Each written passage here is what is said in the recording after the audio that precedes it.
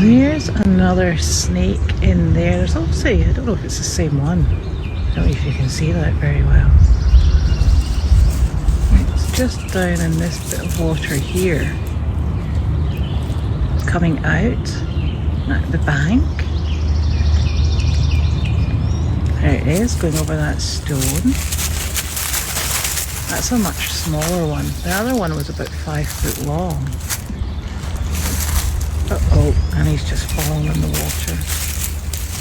And it's going all around this shrub here. I wonder if this is a baby one. And it's down in that bit of water there. And then it's going round and into the overflow tube.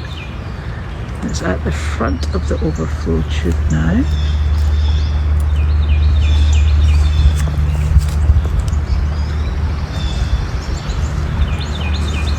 That one's only about, what, maybe about a foot and a half long. Maybe that's a this year one.